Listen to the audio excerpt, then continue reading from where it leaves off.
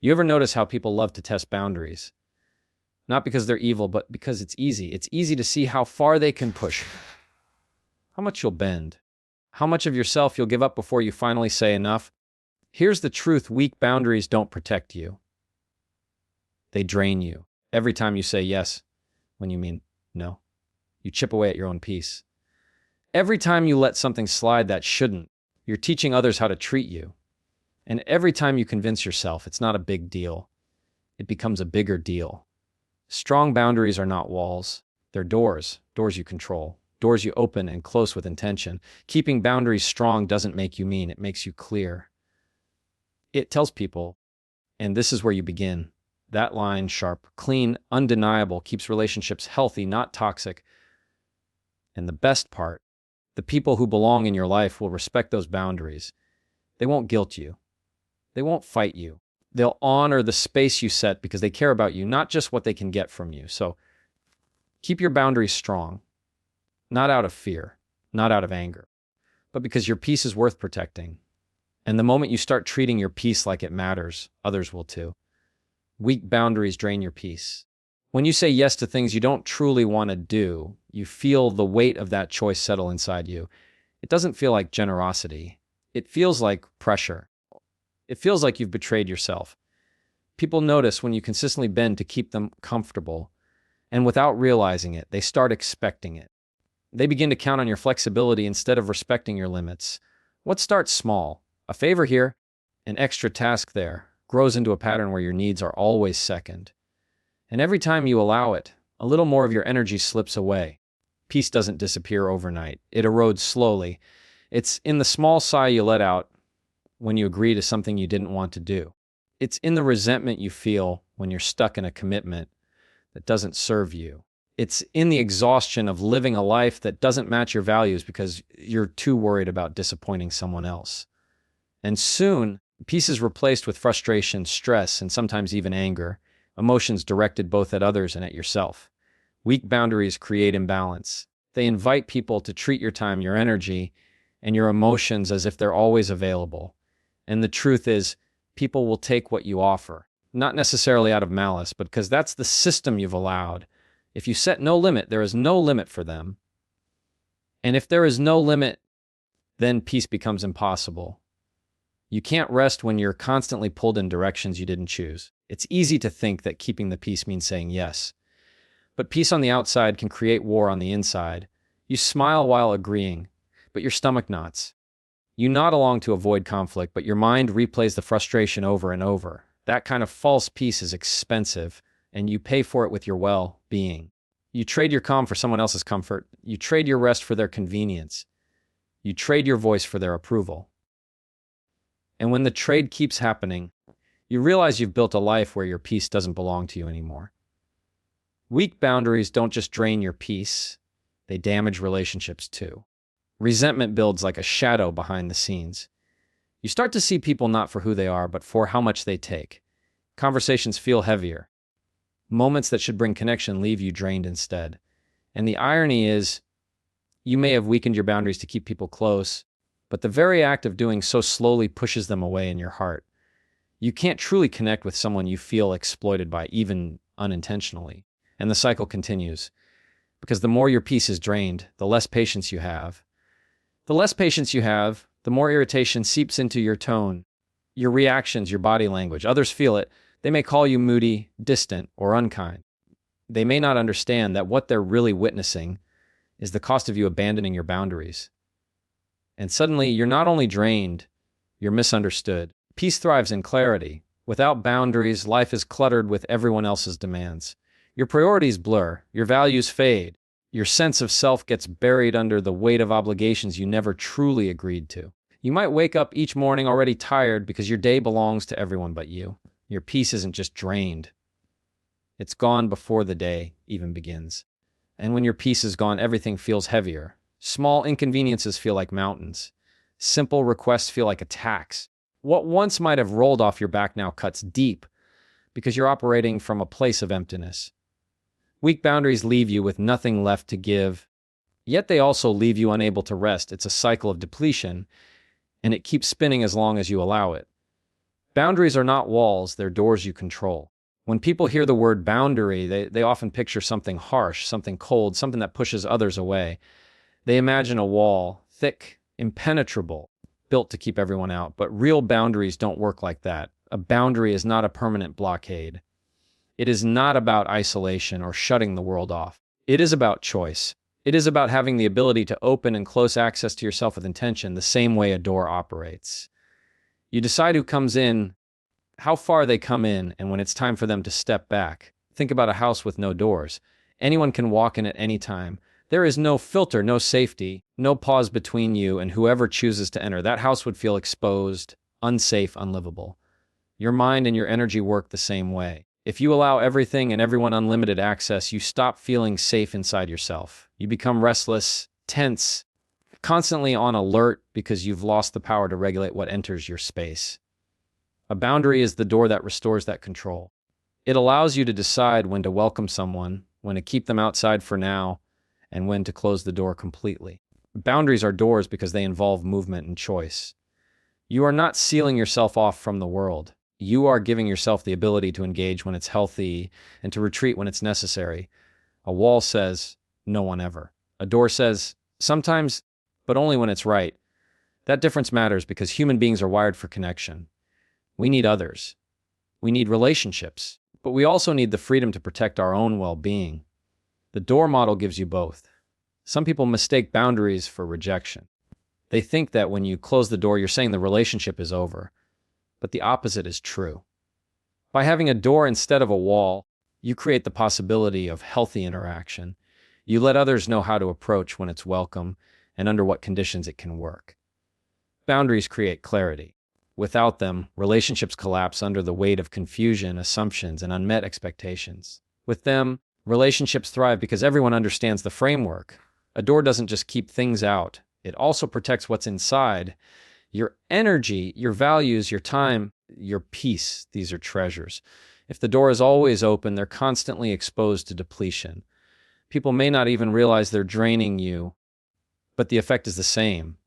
When you choose to close the door, you're not being cruel. You're preserving what matters most inside. And when you reopen it, you do so from a place of strength and readiness. That balance creates interactions that are genuine, not forced. It's also important to recognize that not everyone deserves the same level of access. Just as you don't give every person a key to your house, you don't owe every person unrestricted entry into your emotional or mental space. Some people can be invited into the living room for a quick chat. Others may earn a place at the dinner table.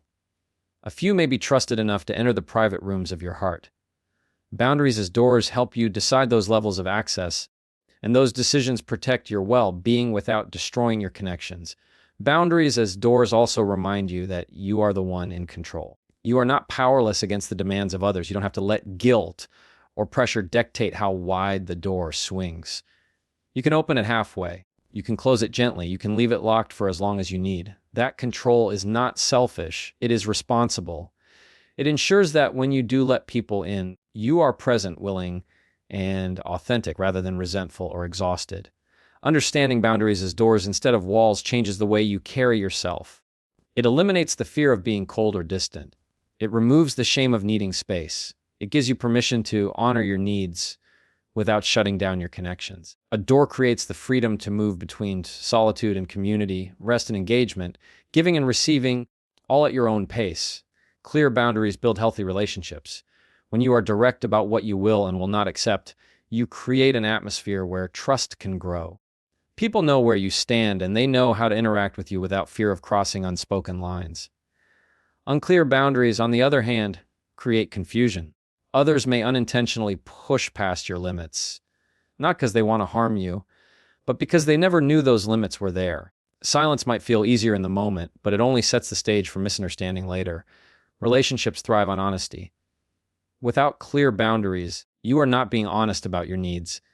You may present yourself as endlessly flexible, agreeable, and accommodating, but beneath the surface, resentment builds. You begin to feel unseen, unheard, and undervalued, and that emotion spills into the way you show up.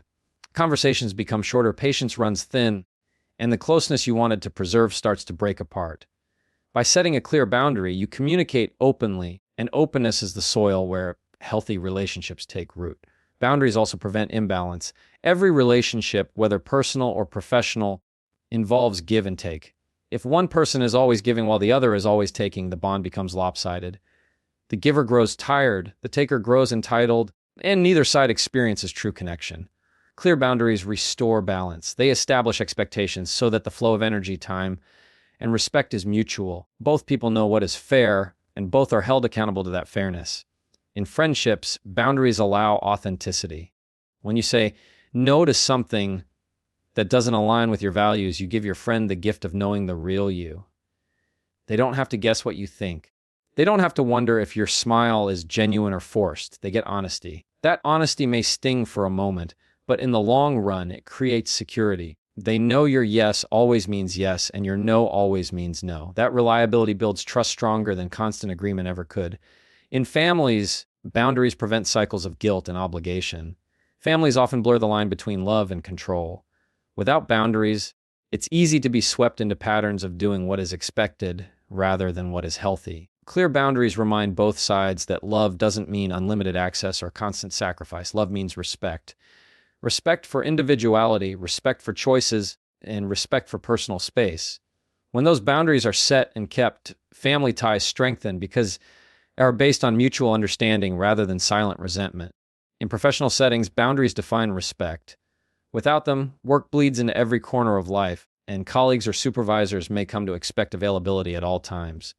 By being clear about limits, whether it's your workload, your hours, or your responsibilities, you communicate professionalism. It says you take both your role and your well-being seriously. That kind of clarity not only protects you, but also sets a standard for how others treat each other in the workplace. Boundaries are not about control over others. They are about clarity over yourself. They are a way of saying, this is who I am. This is what I value. This is how I expect to be treated.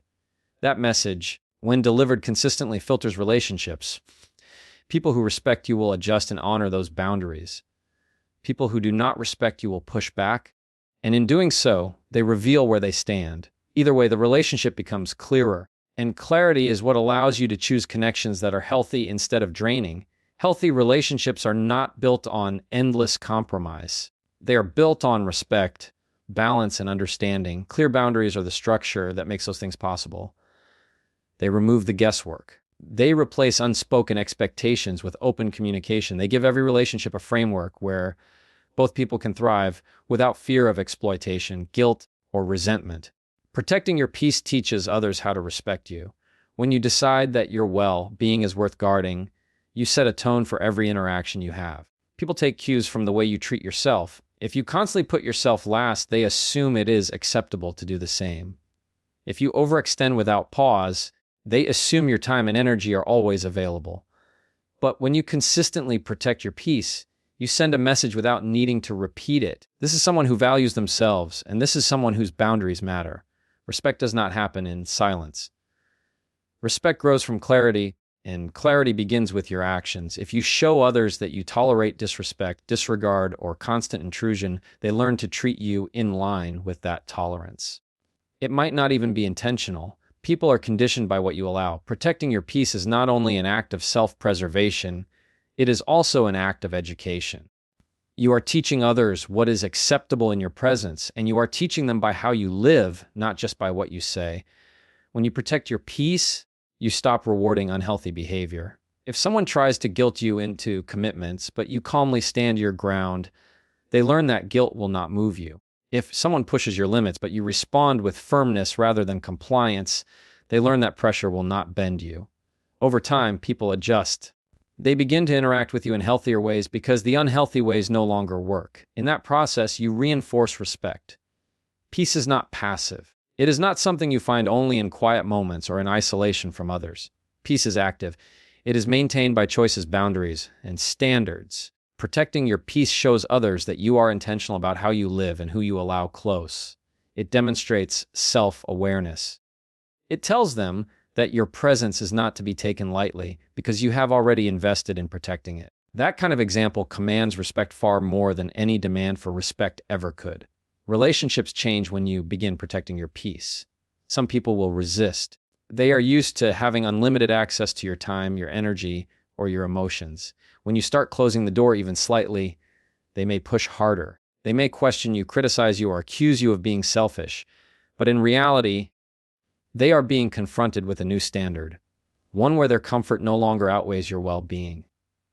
How you respond in those moments teaches them how serious you are. If you hold the line with calm consistency, they learn that the old patterns will not return. Protecting your peace also attracts the right people. Those who value you will not see your boundaries as rejection. They will see them as clarity. They will understand that respect for your peace creates room for deeper connection, not less. They will appreciate that your no makes your yes more meaningful. They will respect the strength it takes to honor yourself. And in doing so, they will naturally mirror that respect back to you. There is also a silent strength in protecting your peace. You do not need to explain yourself endlessly. You do not need to argue or justify why you choose rest over constant availability. Your actions speak on your behalf. Every time you choose peace, you reinforce your worth. Every time you reinforce your worth, you train others to see it. And the more consistently you live that way, the less effort it takes. People simply begin to approach you differently because they know what to expect. The process may feel uncomfortable at first. Saying no feels risky when you are used to saying yes. Choosing rest feels unnatural when you are used to overextending. But the discomfort fades as the benefits appear. You start to notice the way people pause before making demands. You notice how they approach with more care, more thought, more respect. That shift does not happen by chance. It happens because you made the decision to protect your peace, and in doing so, you taught others how to respect you.